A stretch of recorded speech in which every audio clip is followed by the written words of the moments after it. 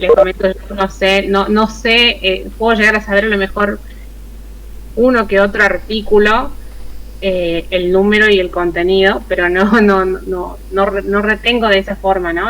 Me parece mucho más interesante saber el contenido, lo que significa, que por ahí saber de manera literal el artículo o saber cuál es el número donde está regulada determinada cosa, ¿no? Entonces, la modalidad del examen es para que ustedes escriban y se explayen, obviamente, en todo lo que sepan, que está relacionado, por supuesto, al tema principal que se plantea, ¿no? O sea, que se pregunta. Por eso, el contenido, la modalidad del examen son preguntas a desarrollar, ¿sí? O sea, ustedes desarrollan, yo les hago el enunciado y ustedes desarrollan lo que cada uno considera sobre ese tema. Esa es la modalidad. Con respecto al segundo parcial, sí, el segundo parcial es más práctico porque justamente en la segunda parte, digamos, a partir de la unidad 5, ya empezamos a hablar de cosas más, más concretas, si se quiere. Empezamos a comentar a lo mejor sobre cuestiones de derecho civil y comercial, ¿sí? Sobre a lo mejor contratos de locación de obra, locación de servicio, contratos de licencia, contratos de derecho del consumo. Empezamos a hablar de la ley de firma digital, de la ley de delitos informáticos, o sea, es como más específico. Entonces ahí sí puede haber preguntas de carácter práctico, en las cuales el enunciado es, por ejemplo, una situación, ¿no es cierto? Un caso práctico. Decimos que hay un caso donde una empresa contrata a lo mejor a un ingeniero en informática para que desarrolle un determinado software o para que realice una determinada obra, ¿sí? Por ejemplo, la instalación de un sistema de un tendido de redes para una determinada empresa, ¿sí? Con algunas particularidades específicas, o decimos de una empresa que contrata a un profesional para que realice determinado tipo de tarea específica. A lo mejor para que proceda a la digitalización de la base de datos que consta en determinados tipos de archivos y demás, ¿sí? Y vamos a plantear algún tipo de problemática con relación a ese contrato, ¿sí? Puede pasar que sea el ingeniero el que no cumplió, puede pasar que sea la empresa la que no cumple, entonces, ¿cuál es la solución? Bien, esa es la modalidad, digamos, del segundo examen. Hay casos prácticos, como les digo, se pone el enunciado, cuál es la situación, y ustedes tienen que hacer la resolución de ese caso puntual, ¿sí? Pero bueno, obviamente que para eso va a haber estudio, va a haber práctica justamente de los diferentes casos prácticos, y bueno, vamos a poder ir practicando para que ustedes se desempeñen bien en el examen. Buenísimo, gracias. Esas son las modalidades. Bueno, ya somos una cantidad importante de personas conectadas, así que bueno, vamos a empezar a desarrollar lo que veníamos dando de la clase pasada. Quedamos justamente en empezar a desarrollar el derecho penal, ¿sí? El derecho penal como parte del derecho público, ¿sí?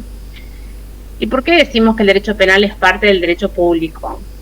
Una de las funciones principales del Estado, y ustedes saben que, bueno, ven que actualmente cuando se dan muchas situaciones de inseguridad, ¿qué hace el pueblo? El pueblo sale a exigir al gobierno que ya sea modifique la legislación, ya sea que la justicia realmente cumpla con su función, que es justamente administrar, digamos, y aplicar la ley.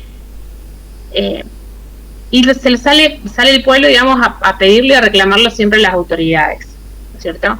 Parte de esta formación de nuestro Estado como un Estado de Derecho es justamente delegar en nuestras autoridades la función de la aplicación de lo que sea las leyes, ¿sí? Y más que nada la protección de la seguridad de todas las personas, en todos los ámbitos, ¿sí? Así como hay obligación con respecto a la salud, hay obligación con respecto a la seguridad, hay obligación con respecto a la educación, en fin, bueno, en todos los ámbitos surgen justamente obligaciones del Estado, porque nosotros decimos que conformamos el Estado de Derecho con la finalidad justamente de administrarnos mucho mejor, organizarnos mucho mejor y que la convivencia sea justamente más pacífica entre todas las personas y organizada sobre todo, ¿sí? La función de la ley es esa. Entonces, bueno, el Estado establece a través de la legislación, o sea, nuestra Constitución Nacional establece que es facultad del Congreso Nacional. El Congreso Nacional es un órgano de carácter nacional justamente, que la función que tiene es dictar la legislación, ¿sí? Entonces ellos van a dictar el Código Penal. El Código Penal es un compendio de normas donde el Estado determina cuáles son las conductas que son sancionables, ¿sí?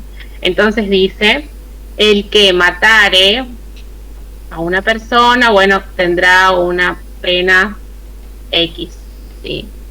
El que difundiere información a la cual estaba obligado a guardar, ¿sí?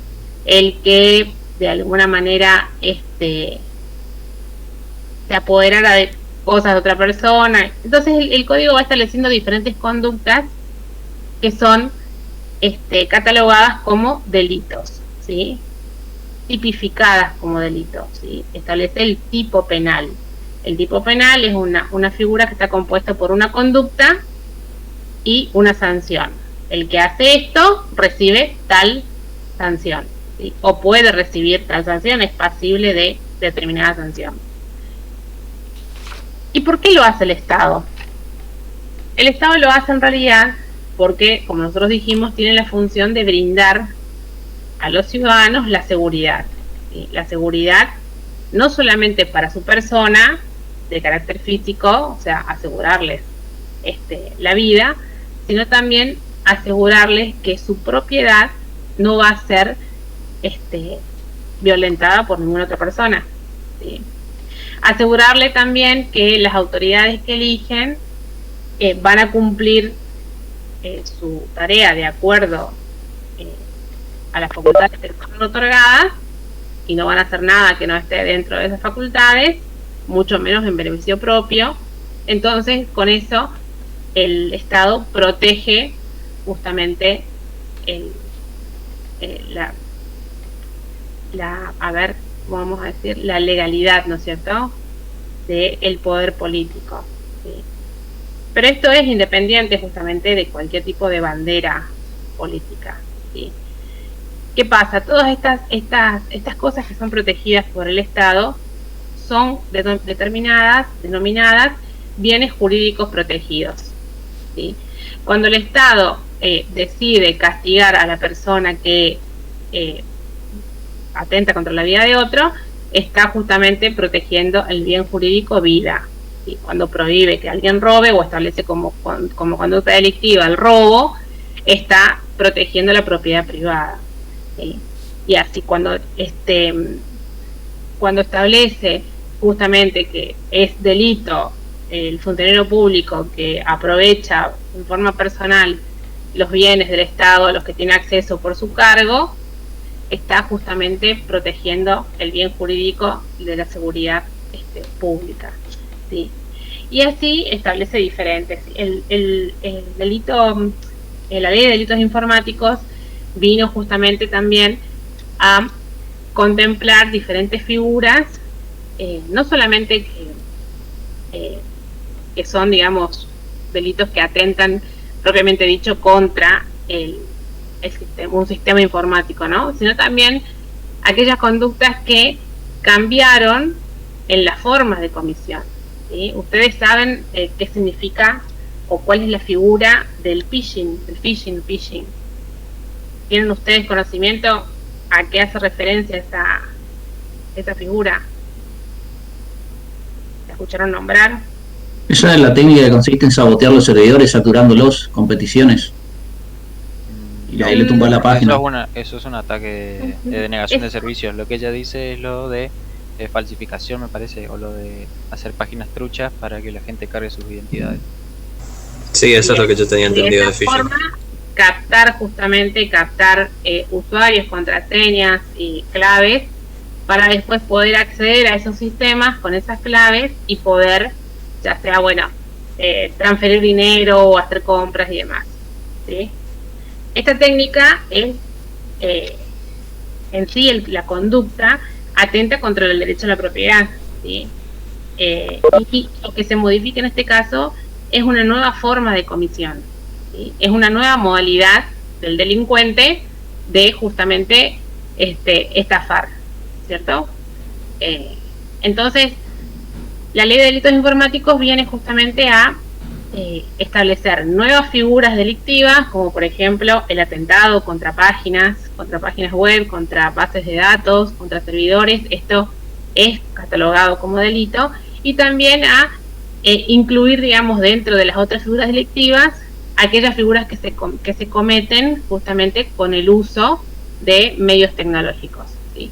Por ejemplo, también pasa a ser catalogado como el delito anteriormente era violación de correspondencia, y era justamente la persona que abría el sobre que estaba dirigido a otra persona. Sin embargo, hoy por hoy no hay mucho sobre, ¿no es cierto? Entonces uno, abriendo un correo electrónico que no le pertenece, está cometiendo de todas maneras el delito, ¿sí? Al cual no está autorizado abrir, está cometiendo de todas maneras el delito. Entonces, estas situaciones quedaban fuera del antiguo Código Penal.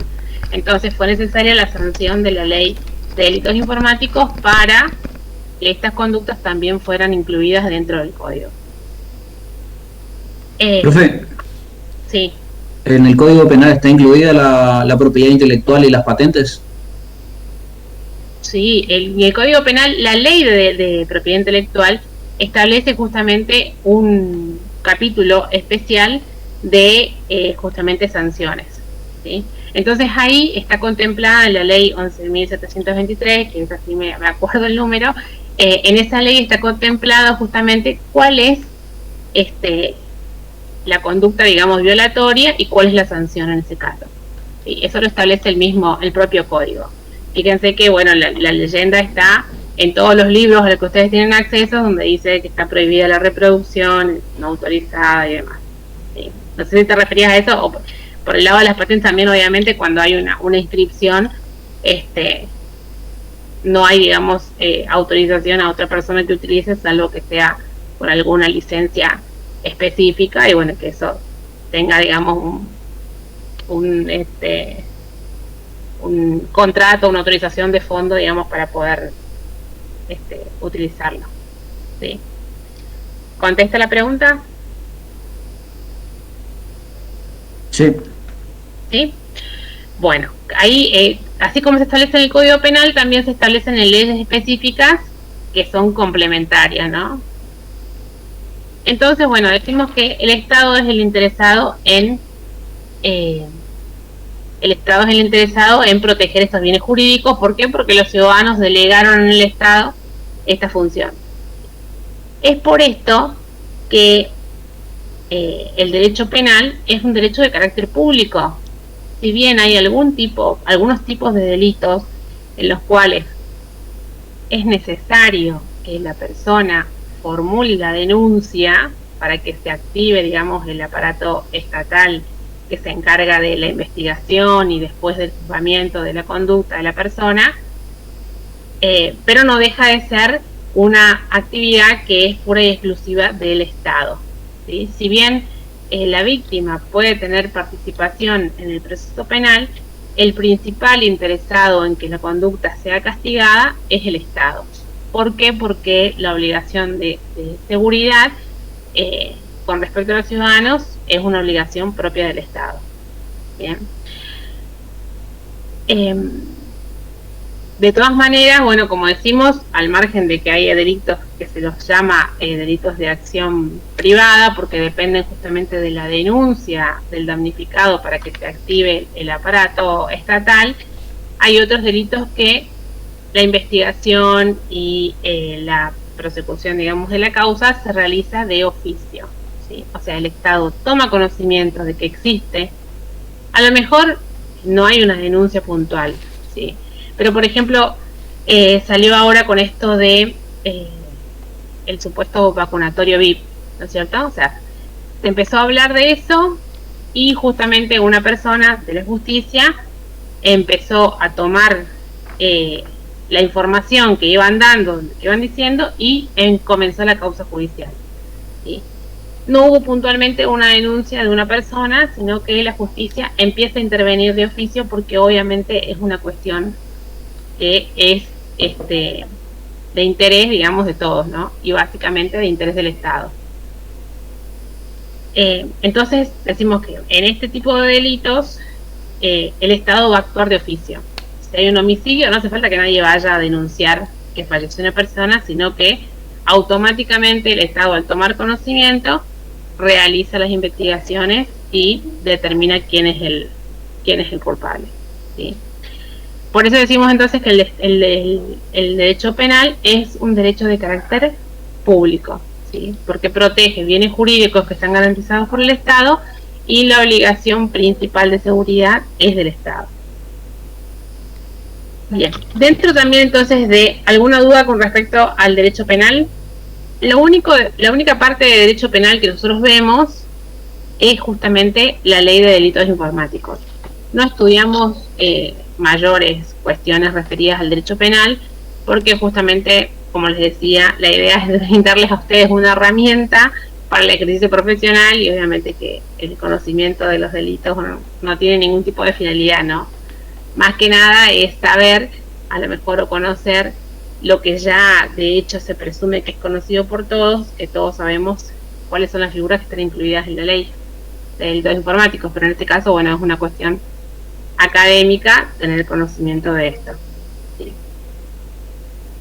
Bien, ¿alguna duda con respecto a esto? ¿No? No, por mi parte no. No, por ahora no. Bueno. También dentro del derecho público tenemos también el derecho tributario, ¿sí? El derecho tributario es justamente el derecho que se encarga de estudiar aquella legislación que dicta el Estado con miras a obtener de parte de los ciudadanos las contribuciones a los gastos, ¿sí? O sea, todos estos gastos que realiza el Estado son justamente generadas por o son provistas, digamos, por los impuestos que todos pagamos en una u otra medida. Entonces dicen, bueno, no, pero yo no trabajo o no tengo ningún tipo de emprendimiento, no estoy inscrito. Bueno, les comento que de todas maneras igual pagan, porque todos al momento de consumir cualquier cosa estamos pagando el IVA, y el IVA es el 21% de lo que ustedes están comprando. Generalmente en rubros como librería, por ejemplo, es el 10,5%, pero bueno, generalmente es el 21%. Entonces lo pagamos prácticamente todos, el que contribuye a través de su empresa y el que no también, ¿sí? Porque es básicamente un impuesto de los que se conoce como impuesto o se denomina como impuesto al consumo, ¿sí? Entonces este derecho tributario se encarga justamente de toda esa legislación: cuáles son los impuestos, cómo se cobran, quién los cobra, a dónde van a parar, ¿sí? Y todo esto, obviamente que el principal interesado es el Estado, porque tiene que recaudar para poder después cumplir con sus obligaciones, ¿sí?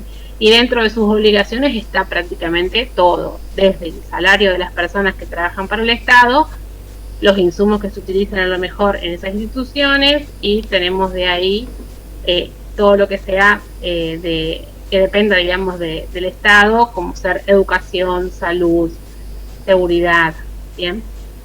En los diferentes órdenes, ¿no? Tenemos el Estado nacional y el Estado provincial. Y hay tributos de carácter nacional y hay tributos de carácter provincial, ¿bien? Muchas veces se tributa en ambos sistemas, y bueno, y el dinero va a parar, digamos, a diferentes finalidades también. Entonces tenemos el derecho penal también, el derecho tributario, perdón, dentro de lo que es el derecho público. Otro derecho, otra rama del derecho también dentro del derecho público, es el derecho internacional público. ¿Sí? Nosotros decimos que el Estado se organiza y decide dictar su constitución, que es la ley por la cual se van a regir, y no solamente regir los ciudadanos, sino también regir las autoridades, y a su vez todos los estados prácticamente hicieron en algún momento lo mismo, ¿sí? Todos los estados dictaron sus constituciones y se organizaron. Bien. Entonces, ¿cómo les parece a ustedes que se puede desempeñar de manera pacífica la convivencia entre los diferentes estados? El derecho internacional público tiene justamente como misión el estudio de las relaciones que se dan entre los diferentes estados a nivel internacional, ¿sí? Porque cada estado es un estado soberano, pero a su vez necesita, o estamos inmersos en este mundo globalizado con tecnología y demás, necesita, digamos, de relacionarse con otros estudios. De hecho, fíjense, con otros estados. Fíjense que hoy por hoy nuestro estado tiene que estar negociando con otros estados y firmas sobre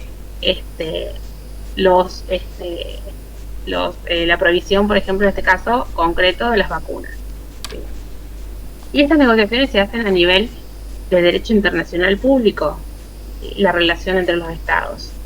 ¿Escucharon ustedes cuando se habla de, por ejemplo, que un estado decide sacar de otro estado a sus representantes? ¿Sí? Vieron que hay consulados, hay diferentes establecimientos de otros estados en un lugar, porque representan justamente a ese estado en el otro país con la finalidad de darle a lo mejor determinada protección a los ciudadanos, a los nativos, digamos, que viven en este otro país. Y lo que se llama justamente relaciones internacionales. Y cuando se producen conflictos de importancia, siempre se anuncia, ¿no?, que se rompieron las relaciones internacionales entre determinados países, ¿sí? Y viene justamente a tratarse de temas de derecho internacional público. Profesora. Sí. Disculpe que la interrumpa. No me queda claro por qué hablamos como un derecho internacional dentro de la rama del derecho público, porque yo lo que entiendo por lo que está contando es como que son temas de entre el Estado y otro Estado. ¿Por qué me involucro? Claro.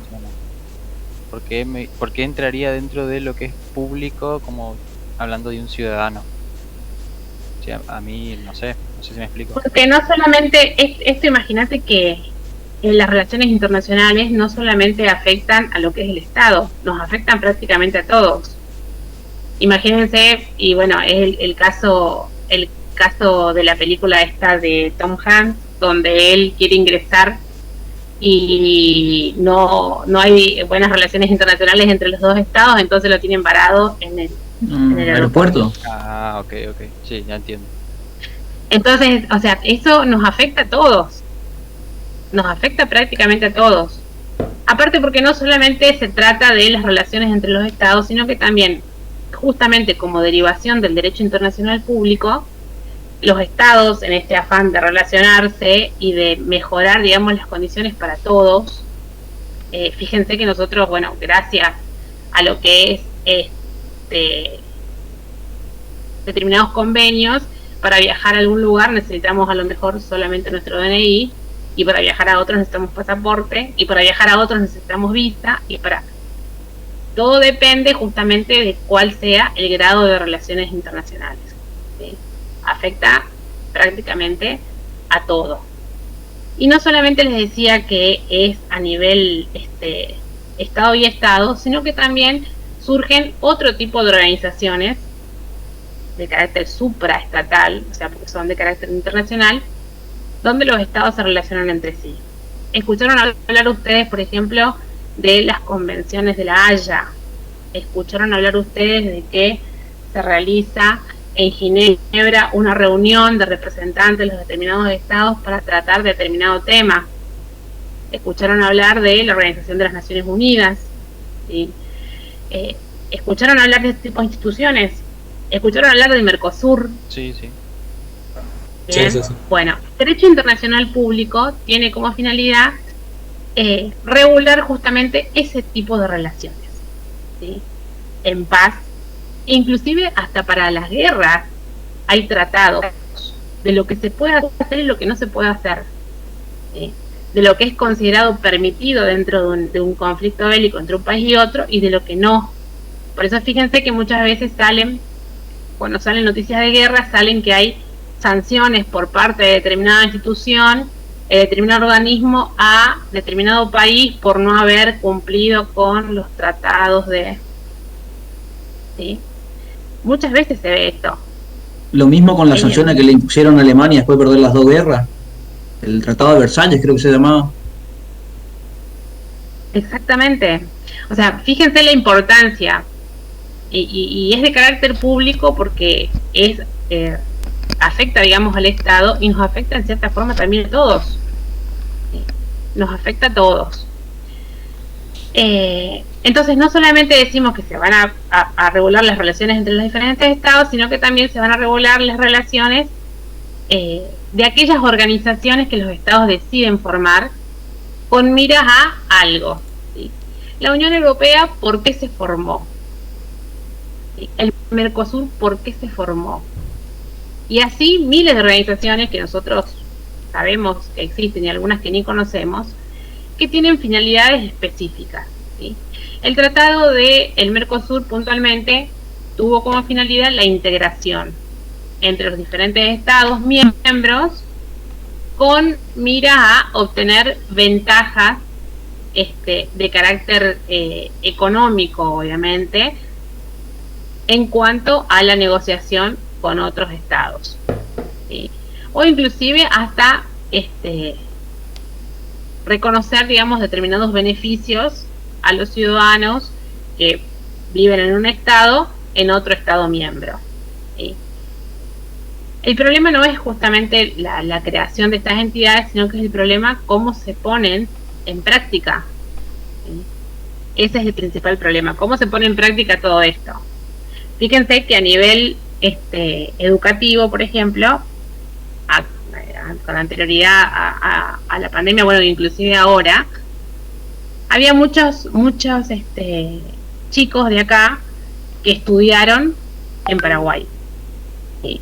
Que estudiaron a lo mejor alguna carrera, terminaron y tuvieron que tramitar su título en Paraguay y después venir acá a Argentina y hacer la famosa reválida del título, donde el Ministerio de Educación decide, a través obviamente de la universidad, una universidad es la que hace la evaluación sobre el contenido y demás, y dicen, bueno, no, a esta persona le falta saber determinada cosa con respecto a la carrera en Argentina, por lo tanto tiene que rendir esto, y una vez que rinde recién tiene validado su título para poder matricularse o trabajar en el país.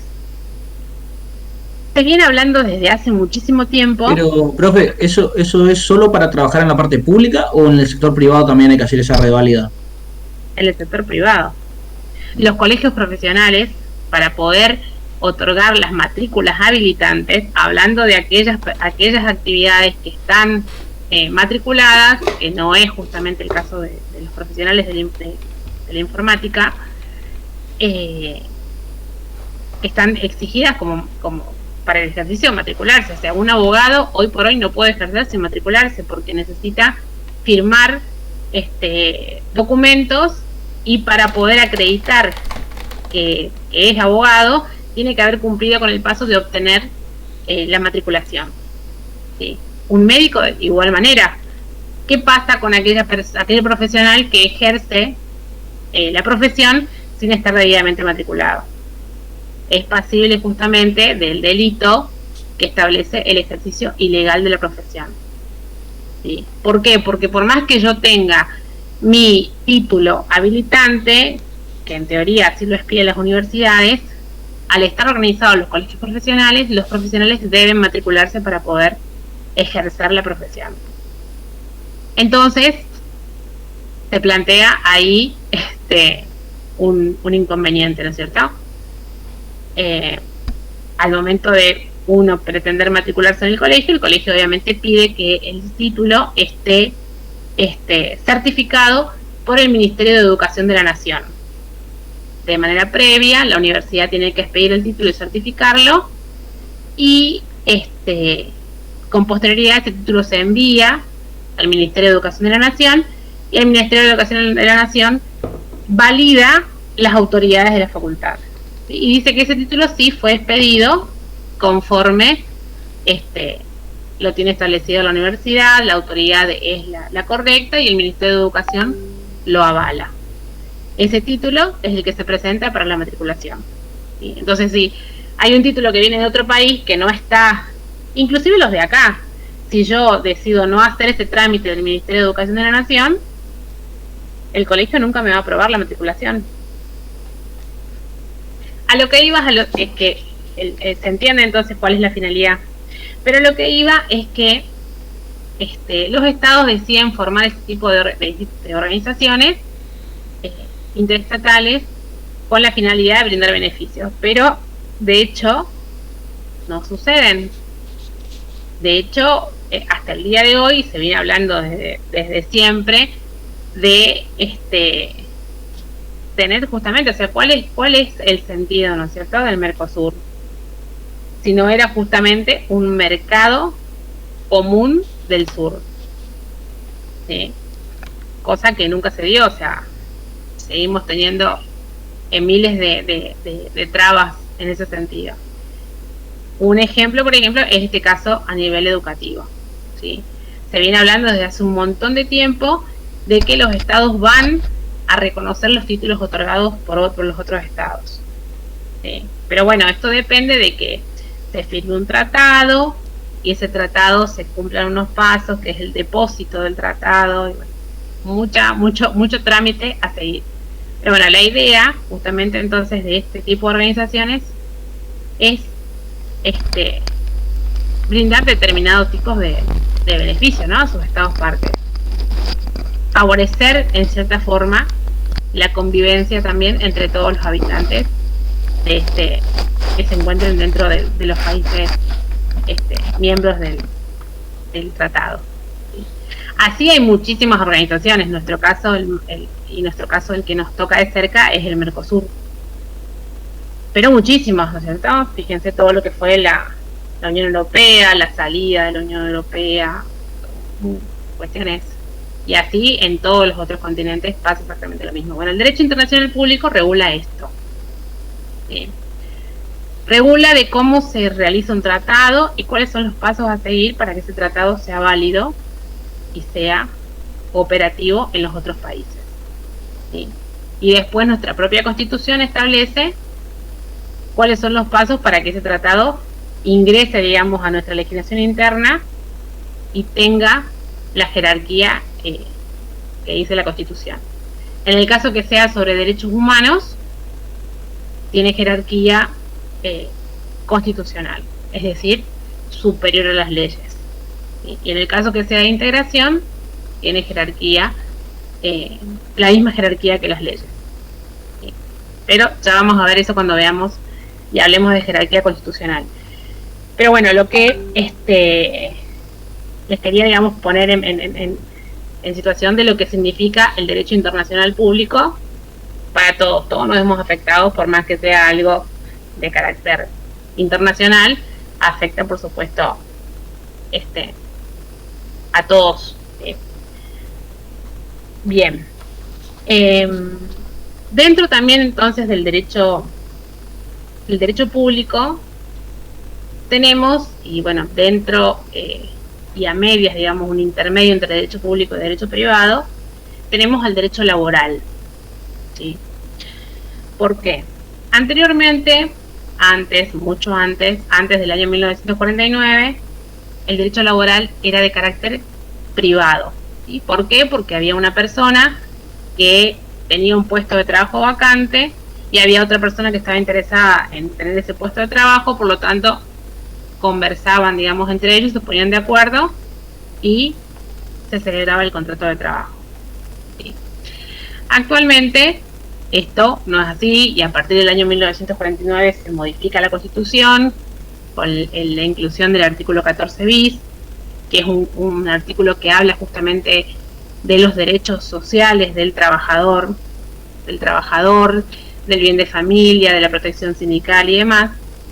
Entonces, a partir de ese momento se empieza, digamos, a considerar que el derecho laboral no puede ser de carácter privado, ¿sí? Que lo único que es de carácter privado y que lo decide el empleador es si contrata o no a una persona. Pero una vez que contrata a esa persona, existe toda una legislación que justamente regula la relación laboral y que no puede ser dejada de lado por las partes. ¿Sí? Las partes no pueden decidir. Si ustedes dicen, bueno, mire, yo quiero empezar a trabajar y voy a firmar un convenio con mi empleador donde vamos a poner que yo voy a cobrar la mitad del sueldo porque en realidad yo lo que quiero es aprender y no me interesa en este momento ganar dinero porque, bueno, mis padres me mantienen, pero sí me interesa tener el conocimiento de la práctica. ¿Sí? Entonces firman un acuerdo y empiezan a trabajar. Esto es completamente inviable. Toda la legislación de carácter laboral es de orden público, lo que significa que no puede ser dejada de lado por las partes. ¿Sí? Ni siquiera con firma de lo que se les ocurra, que ustedes puedan firmar para decir no voy a ejercer mis derechos como trabajador, todo carece de valor. ¿Sí? Entonces, desde el momento en que las normas del derecho laboral son de carácter público y no pueden ser dejadas de lado por las partes, carácter de orden público, perdón, y no pueden ser dejadas de lado por las partes, el derecho laboral dejó de ser un derecho privado, ¿sí? Y pasó a ser un derecho público. ¿Por qué? Porque también es al Estado el que le interesa, y fíjense que el Estado realiza diferentes campañas y acciones a través del Ministerio de Trabajo de la Nación y acá a través del Ministerio también de Relaciones Laborales de la provincia, realiza muchísimas acciones tendientes a exigir que se respeten los derechos del trabajador. ¿Sí? ¿Por qué? Porque el Estado garantiza y debe garantizar el cumplimiento de lo que está establecido en la Constitución. ¿Sí? Entonces, pero hacemos un paréntesis ahí porque después hay una unidad donde nosotros hablamos específicamente del derecho laboral. Pero sí me interesa que lo incluyan dentro de lo que es el derecho público. Bien. ¿Se entiende entonces? Estamos hasta ahí. Tenemos derecho público. Dentro del derecho público tenemos el derecho constitucional, tenemos el derecho penal, tenemos el derecho tributario, tenemos el derecho internacional público y tenemos también el derecho laboral. ¿Sí? Vamos a la otra división, digamos, del derecho, que dijimos que era el derecho privado. En el derecho privado, la concepción, digamos, de cada parte cambia, ¿cierto? En el derecho público dijimos que el Estado actúa como un ente completamente soberano, pero que tiene la obligatoriedad de tener que cumplir y someterse a las leyes. Debe cumplir con las leyes que dictan y someterse a todos los procedimientos que están establecidos en la Constitución y las diferentes leyes. ¿Sí? Porque así se establece en el Estado de Derecho. En el plano del derecho privado, esto cambia. ¿Sí? ¿Por qué? Porque el Estado ya no tiene una finalidad de carácter público, sino que si se relaciona con sujetos del derecho privado, el derecho común, como cualquiera de nosotros, no lo hace como Estado, sino que lo hace como otro sujeto de derecho, ¿sí? Por ejemplo, en el caso de que el Estado decide alquilar una determinada propiedad con la finalidad de establecer ahí alguna institución, alguna sede, alguna repartición pública. Esa propiedad es de una persona común, digamos, que no tiene ningún tipo de función pública ni nada. Entonces van a celebrar un contrato de alquiler. Ese contrato de alquiler que celebran entre el Estado y esta persona se va a regir no por el derecho público, por más que el Estado sea un sujeto de derecho público. Se van a regir por las normas del derecho civil y comercial, por las normas del derecho privado, ¿sí? Y el Estado va a tener que ajustarse a toda la legislación relativa a la ley de alquileres. ¿Sí? Va a tener que pagar en tiempo, va a tener que cumplir con mantener el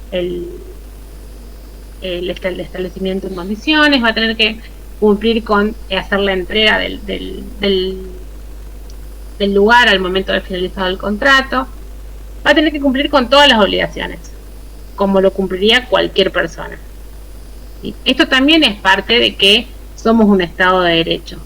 Todos somos iguales ante la ley y todos estamos en las mismas condiciones en el ámbito de las relaciones de carácter civil y comercial, ¿sí? En el ámbito de las relaciones de carácter privado.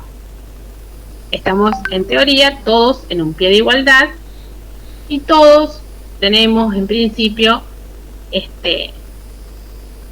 la libertad en cuanto a definir las condiciones de determinada contratación. Si bien en el ámbito del derecho civil y comercial hay normas que son de orden público, como por ejemplo decimos que un hijo no podría renunciar a percibir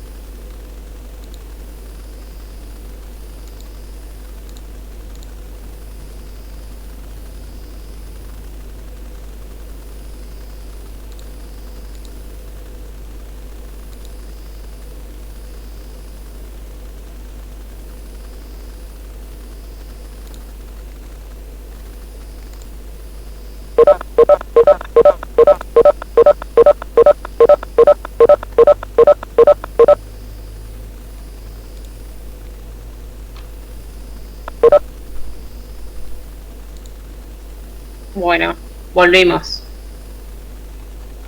Bueno, hablamos entonces de que en el ámbito del derecho, el derecho civil, rige un principio que se llama autonomía de la voluntad, ¿sí? Por el cual las personas pueden determinar el contenido de las relaciones que surgen entre ellas. Esto más que nada se aplica a lo que es el ámbito de las relaciones que se dan entre personas que no son justamente que no tienen un vínculo un vínculo de sangre, ¿no es cierto? Un vínculo de parentesco. Se da justamente a lo mejor en aquellas relaciones que establecen las personas con otras en virtud de los contratos. ¿Sí? Entonces, las personas determinan cuál es el contenido de ese contrato y cuál es el alcance de sus obligaciones. ¿Sí? Rige ahí la autonomía de la voluntad. Decíamos que también hay normas que son de orden público y que sin embargo estas normas de orden público implican que no pueden ser dejadas de lado por las partes. ¿Sí? Por ejemplo, el caso más grave, digamos, sería el pretender, digamos, que un hijo renuncie a la cuota alimentaria que debe percibir de sus padres. ¿Sí? O el caso de que un hijo renuncie de manera anticipada a la herencia que le corresponde con respecto a sus padres. ¿Sí? Y que renuncie a pedido expreso de sus padres, a lo mejor. ¿Sí? Entonces,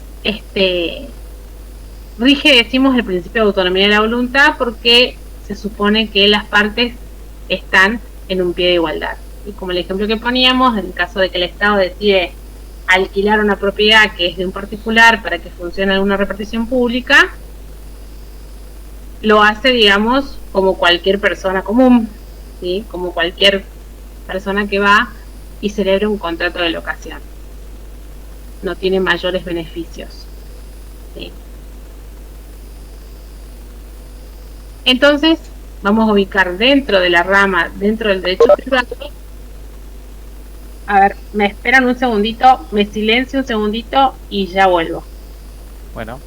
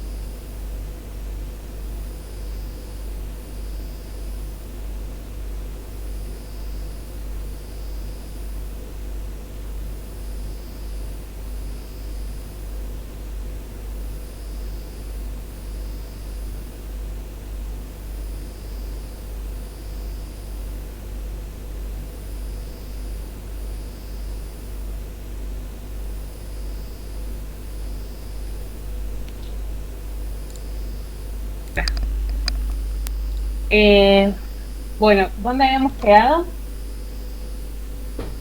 Habíamos quedado... Iba a explicar otra rama del privado. Del derecho privado. Bueno, hace mucho tiempo, antes, digamos, del año 2015, que fue cuando entró en vigencia, anteriormente la legislación privada se dividía en el derecho civil y el derecho comercial, ¿sí? Había dos códigos distintos, inclusive, o sea, complementarios, pero que cada código regulaba de manera independiente cada cosa, ¿no? El derecho civil por un lado y el derecho comercial por otro. Con posterioridad, bueno, se unificaron los códigos porque justamente los conceptos son prácticamente los mismos. O sea, muchas de las instituciones del derecho civil se utilizan, digamos, en el derecho comercial, como por ejemplo lo referido a cuando una persona es mayor de edad y cuando puede ejercer el comercio, ¿sí? O cuando una persona tiene capacidad para celebrar determinado tipo de contrato, ¿sí? O cuando una persona no tiene justamente capacidad para hacerlo. Entonces todo esto estaba regulado anteriormente por el derecho civil, ¿sí? Se trabajó muchísimo. Imagínense que yo empecé la facultad en el año 2000 y en ese año ya se hablaba, digamos, de lo que era la unificación, el proyecto de unificación del Código Civil y Comercial, y recién en el año 2015 se concretó, ¿sí? Ya se hablaba como un proyecto que se venía hablando hacía años, ¿sí? Y en el 2015 se concreta la unificación del Código Civil y Comercial en un único código, que es Código Civil y Comercial, pero un solo compendio de leyes. Se actualizaron también muchísimas cosas en el código, más que nada la terminología, o sea, la forma en que se habla. Imagínense que el código anterior era un código del año 1863, que se le decía Código de Vélez. Un momentito, por favor.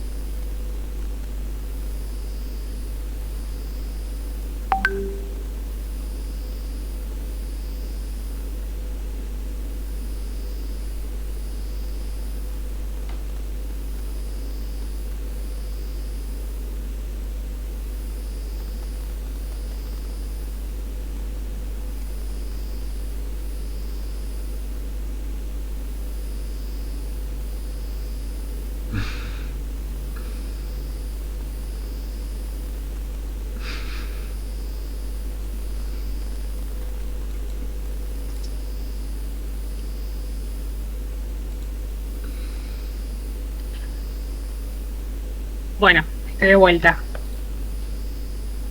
Perdón por las interrupciones, pero pasa que cosas de acá del que tengo que organizar de mi hijo, por eso. Bueno, les decía entonces que el código anteriormente era un código dictado en el año 1863, que por lo tanto la forma de hablar era completamente distinta.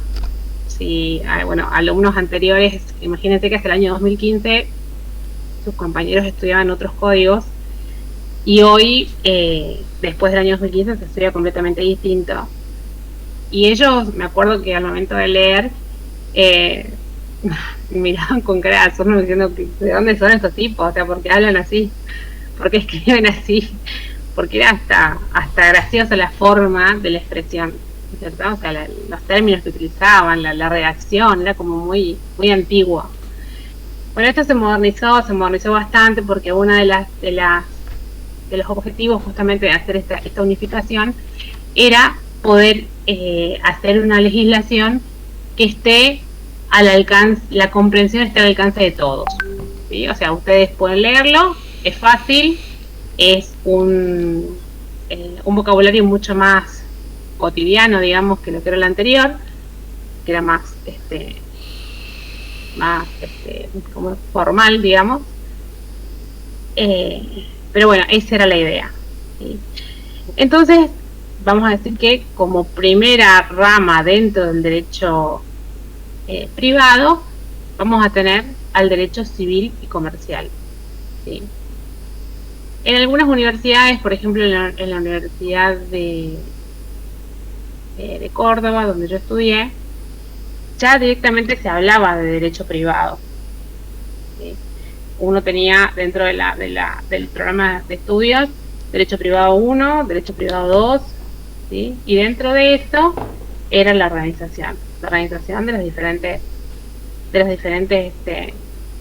materias, ¿sí? Pero siempre hablando de derecho privado.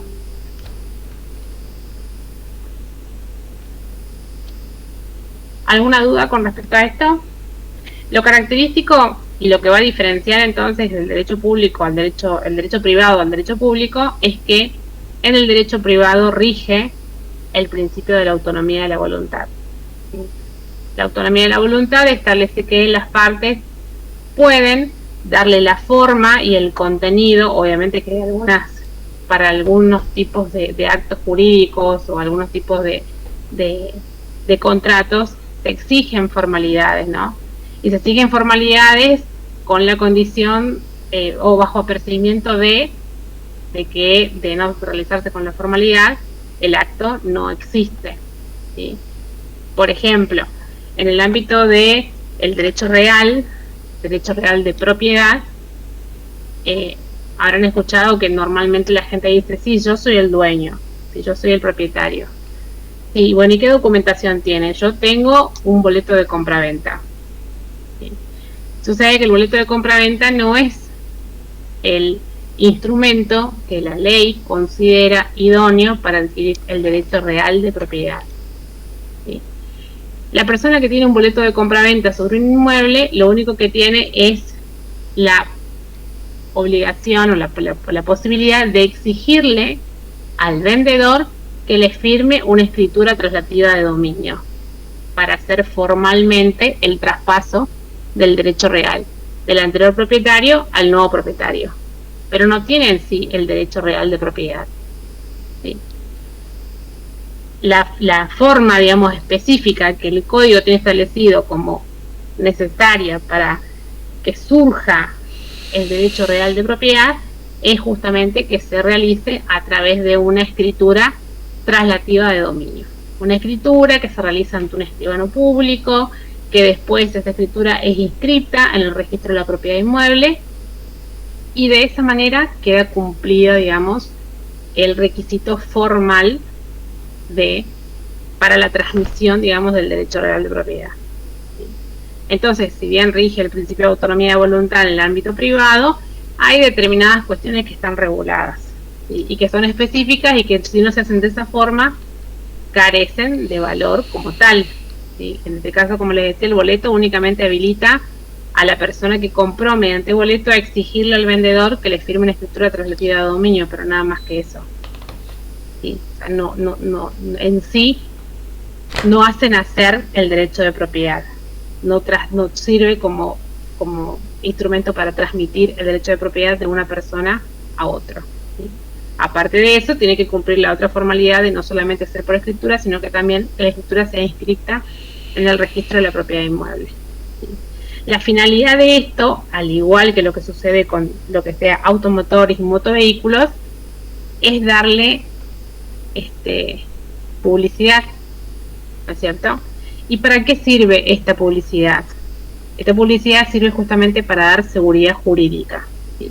Por ejemplo, si a ustedes alguien viene y les dice, miren, tengo este auto para vender en determinada cantidad de plata, y ustedes tienen a lo mejor en el momento el dinero, alguno diría, bueno, sí, lo compro, o pensarían a lo mejor un poco más en averiguar cuál es la situación real de ese vehículo.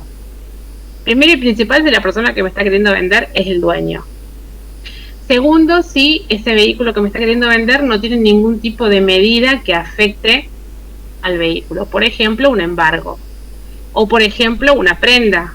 El titular lo compró, pero como todavía no lo terminó de pagar porque tiene justamente un crédito prendario, hay una prenda que está inscrita en el registro sobre ese vehículo, por la cual el acreedor prendario, digamos el acreedor de la deuda, tiene derecho a exigirle el cumplimiento de la obligación. Y como la prenda es un derecho de garantía que se constituye con la finalidad de que el titular pague, o sea, se garantiza mediante esa forma que el titular va a pagar, porque de lo contrario se puede ejecutar ese contrato y se puede recuperar el vehículo con facilidad, digamos, justamente en virtud del contrato de prenda.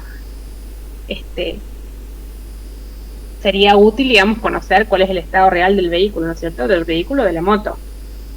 Entonces nadie puede pretender decir que, bueno, a ver, yo fui estafado, o realmente, bueno, no sé, creer que la persona que viene con intenciones de vender es el titular realmente, ¿sí? La ley dispone justamente de la existencia de estos registros, del registro de la propiedad inmueble y del registro de la propiedad automotor, con la finalidad de darle publicidad a ese derecho real, ¿sí? Entonces, ¿cuál sería el orden lógico para poder nosotros comprar un vehículo? Tendríamos que, en principio, pedir a lo mejor un informe al registro de la propiedad automotor, que lo podemos hacer, por supuesto, sabiendo únicamente la patente del vehículo. Firmamos un formulario, pagamos una tasa y podemos acceder a un informe que nos va a informar si la persona que nos vende es el titular, si el titular está casado o no, porque si está casado también va a requerir que firme la persona con la que está casado, ¿sí? Si hay o no es un embargo por alguna deuda que tenga esta persona, si hay o no a lo mejor un contrato de prenda, ¿sí? O en el mejor de los casos también a través de otro tipo de certificados, saber si la persona que vende no está imposibilitada para venderlo, ¿sí? De la misma forma, en el ámbito de lo que es el derecho de inmuebles, del derecho real de inmuebles, por las propiedades, en el caso, bueno, existe un registro, el registro de la propiedad inmueble. Es un poquito más restringido el pedir información, ¿por qué? Porque ahí sí necesito contar con la firma de un profesional para hacer el pedido de informe, y necesito contar con el pago de una tasa. Un momentito, por favor. Bueno.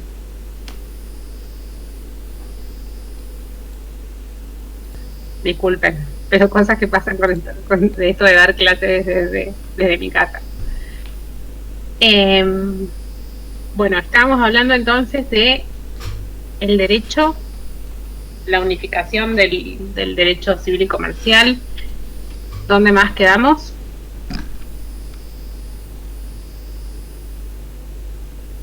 Hablamos de autonomía de la voluntad, estábamos hablando de la publicidad en los registros de la propiedad, o sea, de la propiedad automotor y la propiedad inmueble. Entonces, dijimos que la implementación de este tipo de registros era con la finalidad de darle publicidad que dé a su vez seguridad jurídica para que la gente, al momento de pretender hacer algún tipo de contratación sobre una propiedad, tenga posibilidad de acceder a una base donde se encuentran reflejados los datos de ese vehículo o de esa propiedad. Bien, entonces decimos que rige el principio de autonomía de la voluntad, pero con algunas limitaciones. También dentro del derecho privado, aparte de tener el derecho civil y comercial, vamos a tener también el derecho internacional privado. ¿Sí? Y ustedes dicen, bueno, ¿esto cómo nos afecta? Hoy por hoy es impensado, pero hay muchísimas situaciones que de hecho salen periódicamente en las noticias de personas a lo mejor de Argentina que se casaron con gente que vive en Paraguay, o gente que vive en Paraguay con gente argentina, o gente que vive en Brasil, y esto genera, o sea, no solamente el vínculo, sino el vínculo después genera otro tipo también de situaciones del derecho, ¿no? Como por ejemplo el régimen de alimentos, como por ejemplo el régimen de comunicación y contacto entre las partes, o personas que se casaron a lo mejor y se casaron en algún lugar y ahora se quieren divorciar en otro porque viven en otro lugar. Entonces todas estas situaciones, o también en el caso de lo que se daba antes también, que existan accidentes de tránsito que sean protagonizados por ejemplo por dos personas que son argentinos que viven aquí y que el accidente ocurre en Paraguay, ¿sí? O ocurre en Brasil, ocurre en otro país. Entonces todas estas situaciones dan lugar a que exista una legislación específica en cuanto a qué pasa en aquellas situaciones donde se encuentran digamos en juego diferentes órdenes jurídicos, ¿sí? Por ejemplo, en el caso de las personas, dos argentinos que van y tienen un accidente en Paraguay o en Brasil, un accidente de tránsito. Normalmente se va a cortar ahora de vuelta, pero vamos a retomarlo hasta cumplir con el horario. Bien, hasta las 17 horas. Decimos entonces que se puede dar la situación, dos personas que viven acá, que tuvieron un accidente en Paraguay. Normalmente, nuestro código y la mayoría de las legislaciones receptan el principio por el cual es competente la justicia del lugar donde ocurre el hecho. Entonces, si este accidente ocurrió en Paraguay, las dos personas tendrían que ir desde acá a contratar abogados en Paraguay y hacer a lo mejor el juicio en Paraguay. Para este tipo de situaciones, el derecho internacional privado, justamente a través de los tratados internacionales, como en el caso de que se dé dentro de países del Mercosur, el propio tratado lo establece, es un tratado específico del Mercosur, establece que las partes pueden elegir. Entonces, si decimos los dos residen habitualmente en Argentina, es un poco ilógico que vayan, y oneroso y demás, que vayan a realizar un juicio en Paraguay, ¿sí? Entonces pueden elegir entre ellos dos iniciar el proceso en la Argentina. Y el juez de Argentina va a tener que aplicar la ley que corresponde, ¿sí? Ya sea, se dan básicamente los problemas en el ámbito del derecho internacional privado, establece definir qué juez es competente y qué legislación se va a aplicar, ¿sí? Porque convengamos que en el caso que estamos poniendo, como juez competente sería la justicia del lugar del hecho, ¿sí? Que sería Paraguay. Pero como son dos personas que viven en otro país, pueden elegir ese otro país, pero con respecto a la legislación aplicable no lo van a poder elegir. Entonces, el derecho internacional privado va a determinar qué legislación se aplica en este caso concreto. Y así se pueden dar muchísimas situaciones. Todas las situaciones que se les ocurren, que se pueden dar en el ámbito del derecho privado, se pueden dar también en el ámbito del derecho internacional privado. Algunas cuestiones están reguladas, algunas cuestiones no. Imagínense más en el caso del derecho informático. En el caso del derecho informático, donde ustedes, desde su casa, desde Posadas, desde el lugar donde se encuentren, muchas veces están prestando servicios o realizando actos que tienen impacto en otro lugar del mundo. ¿Alguno de ustedes trabaja mediante este sistema? ¿Alguno de ustedes trabaja de esta forma? ¿Nadie? ¿Están todos o todos se fueron? Sí, Personalmente todavía no estoy trabajando, profe, así que... ¿No? no. Pero hay ¿conocen de alguien que trabaje de esta manera? Fíjense que en este caso se encuentra justamente involucrado el derecho internacional privado. ¿Qué pasa si yo, que estoy acá, me contrato una persona que está en Colombia para que mi trabajo sea estar conectado determinada cantidad de horas, brindando un servicio de soporte a determinada entidad o bueno, lo que fuere? ¿Y qué pasa si surge algún problema en ese contrato? ¿Sí? ¿Qué pasa? ¿Qué sucede? Bueno, es una cuestión que normalmente lo resolvería el derecho internacional privado. ¿Sí?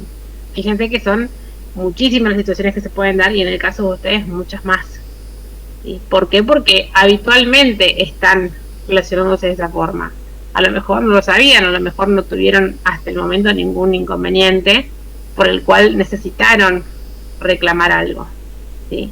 Pero es algo que sucede bastante normal y muchas veces mucho más en nuestro lugar, que es una ciudad, una provincia prácticamente fronteriza, ¿sí?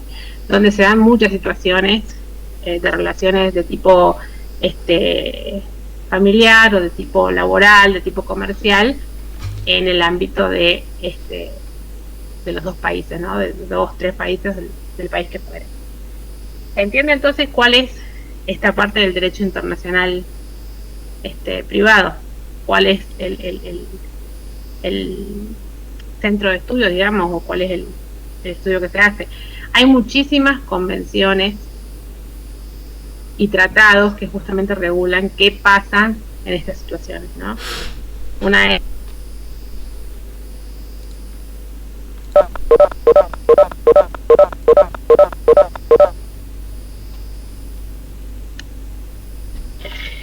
bueno, estamos de vuelta.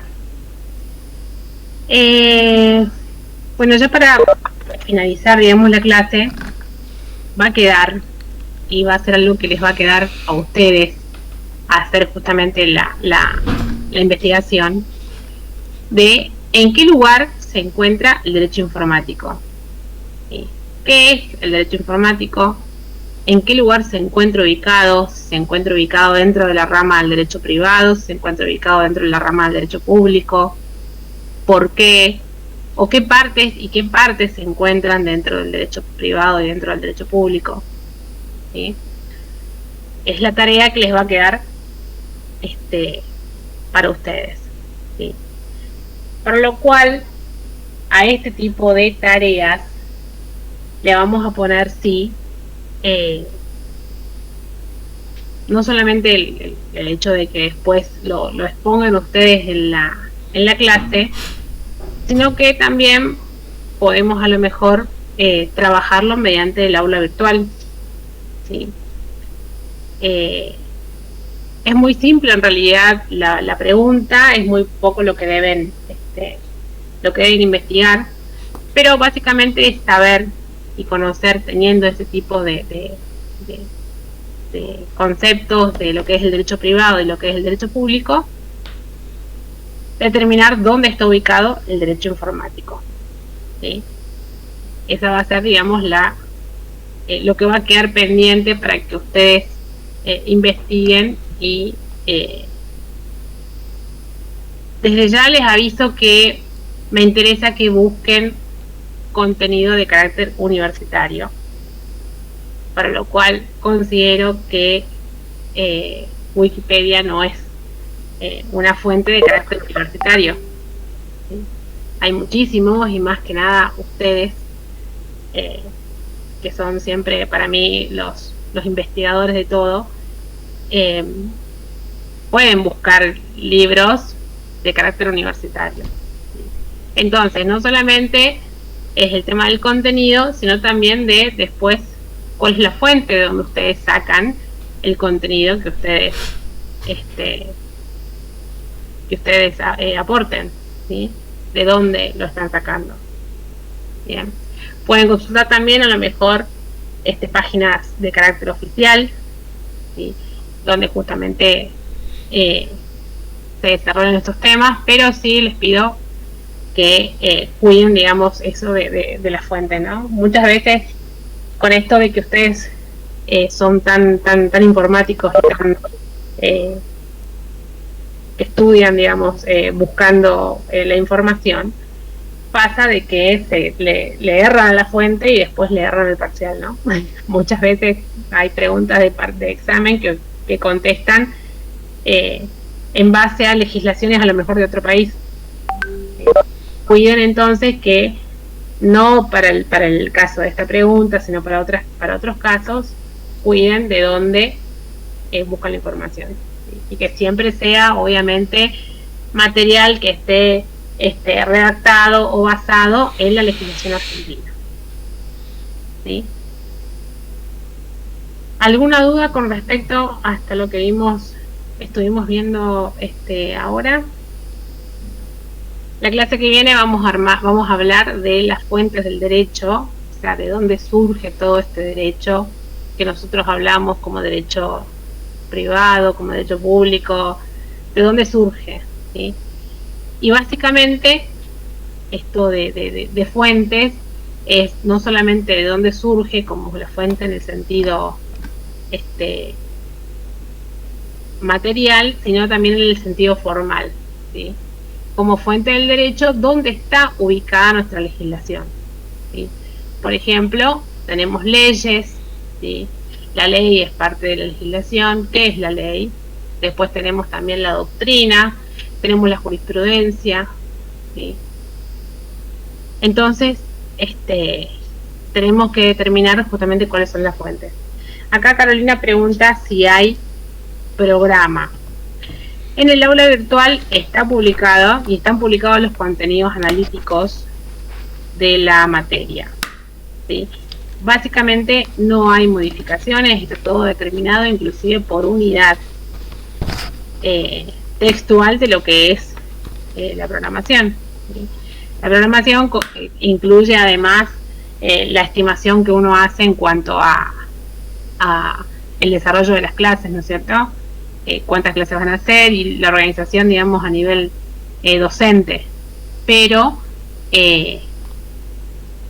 todavía no hemos habilitado esos materiales, al menos para mí, al menos me pasa a mí. A lo mejor hay algún problema de... Profe, yo veo solo un parcial 2. ¿Solamente esto? Sí, yo veo lo mismo que el compañero. ¿Los contenidos no están? ¿Y eso No. tendré que habilitarlos yo? Se me hace que sí. A ver, profe. un momentito, voy a entrar ya nada más al aula. Entro ya nomás al aula, entonces lo podemos modificar desde ahí. Pasa que con esto de tener que habilitar la edición y demás, a lo mejor habilité la edición y después no guardé las modificaciones, pero... segundito.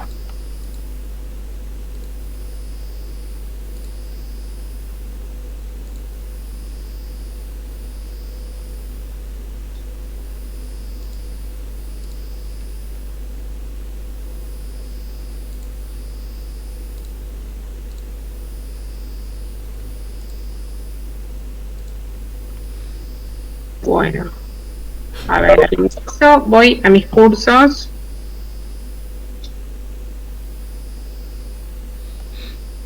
Tenemos también otras actividades a nivel profesores, digamos que por eso hay diferentes cursos. Y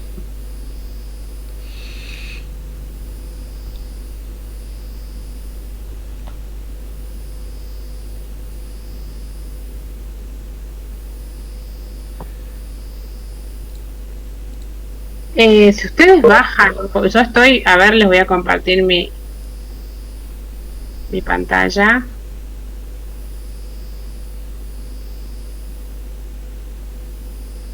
Dice justamente contenidos analíticos, y a ver si me figura que es visible.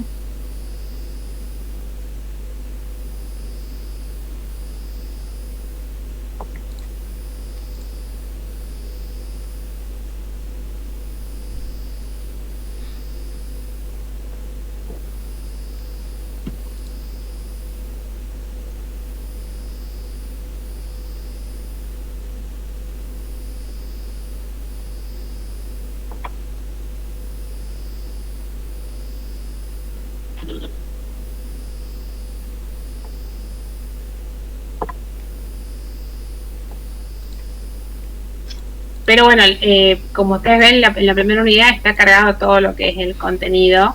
Acá tienen obviamente este artículo, lo pueden leer si buscan otra información también con respecto a esto que les decía del derecho informático.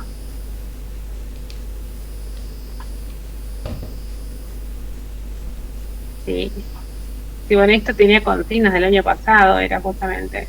La fuente del derecho la vamos a desarrollar nosotros. Pero esto era justamente porque las primeras clases del año pasado fueron de carácter, no fueron inclusive clases virtuales, que fueron en principio, había tareas asignadas en el aula, hasta que después, bueno, los chicos plantearon la necesidad de tener que dar la clase de manera virtual y bueno, y ahí se comenzó. Pero en principio, aparte, como era algo que era temporal, digamos, pero bueno. Bueno, entonces queda, digamos, la tarea para la próxima clase. Lean este artículo, si buscan otra información también, por supuesto, mejor. Profe, Sí. la pregunta entonces era, ¿qué es el derecho informático y dónde se encuentra ubicado? ¿Y dónde se encuentra ubicado? Si se encuentra ubicado dentro de el derecho civil y del derecho privado o el derecho público. ¿Sí? ¿Y por qué? ¿Bien? Sí, gracias. Bueno, entonces nos estamos conectando de vuelta el día martes. ¿Bien? Bueno, No se dejen, les recomiendo que no se dejen estar, porque llegado el momento, como dijeron, bueno, que era bastante contenido, y así son todas las clases. Entonces, no se dejen estar con el tema del estudio, ¿no? O sea, realmente. Otra cosa que les quería decir, que el primer examen, que es de carácter